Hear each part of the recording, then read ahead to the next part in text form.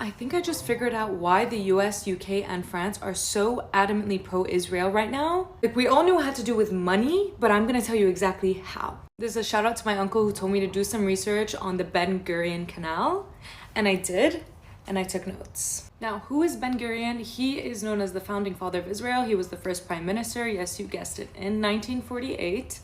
And this canal is a proposal to connect the Red Sea to the Mediterranean Sea through here, right? But we already have a connection, and it's called the Suez Canal. And if you don't know the history, let's get into it. The Suez Canal was opened in 1869, and the Suez Canal Company was given a 99-year lease to own the Suez Canal. And guess who owned the Suez Canal Company? The French and the British. I think it's also important to note that the British Empire originally was opposed to building the canal because they thought it would directly threaten their economy, but instead they just decided let's benefit from it, bought 44% of the shares in 1875, so they were all good.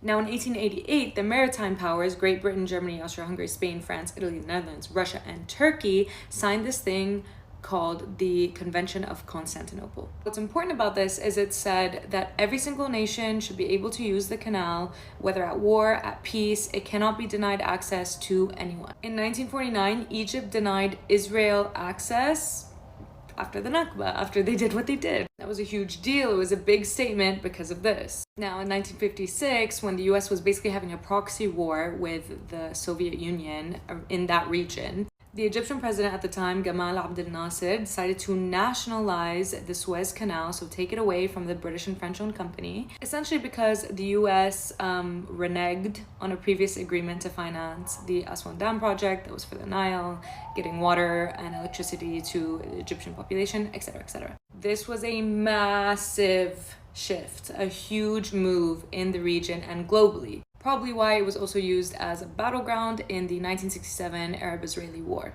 Now, after the Arab-Israeli War and the Geneva Conference, etc., what you need to know is Israel and Egypt signed a peace treaty at Camp David, signed by Jimmy Carter. This is from a US government website, by the way. My sources are checked, tried, and trusted. And the US was given credit for orchestrating a peace treaty between these two countries. Again, why were they involved from the beginning? Who knows? The US has always been here. We're in 1979 now. Should all be cool. A peace treaty was signed. Like, everything is perfect. Suez Canal is open to everyone. Cool, great, right? Wrong. 16 years before this, and even before the Arab-Israeli War, the US Department of Energy and the Lawrence Livermore National Laboratory had been making a plan for something else.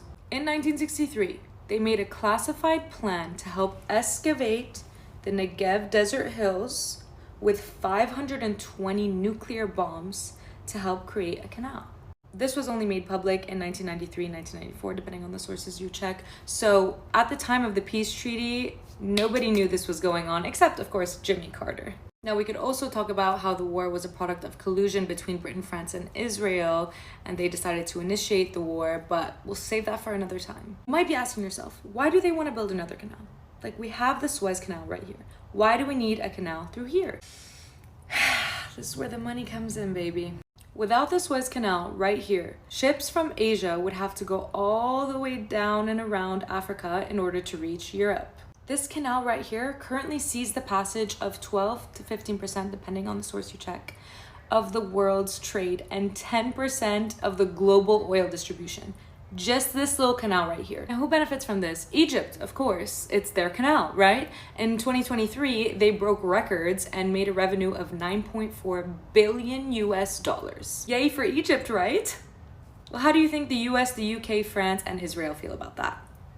Not good. Suez Canal is not ideal. Up until 2014, you could only go one way, which meant for 6 hours it went in one direction and 6 hours it went in the other, which was super not efficient. It was also not wide enough to accommodate some of the largest ships in the world. So what happened in 2021? You might remember this.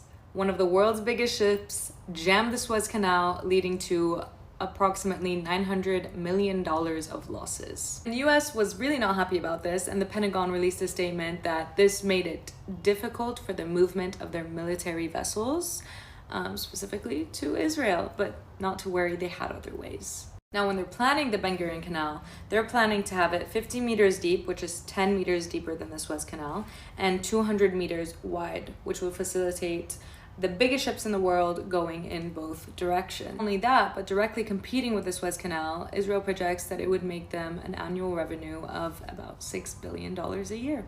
Plus. And now for the interesting part. There's one feature about the Suez Canal that's also really inconvenient, and that's the fact that it's built on pretty sandy shores.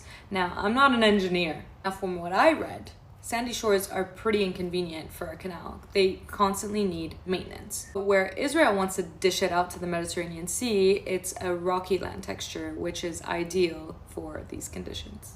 Let's zoom into this. That's the Gaza Strip. How annoying is the placement of the Gaza Strip for them? They have to actually turn the canal around so that it avoids this piece of land. Do you see where I'm getting at? They don't want ships to have to do this entire round and add a little time and inconvenience to their journey and have such close proximity to Gaza. What if they just built it through Gaza? Oh no, wait, they don't want to do that. They don't want to help the Palestinian economy. What do you mean? That would defeat the entire purpose, wouldn't it? Unless they took that land. Yeah, that's what's going on.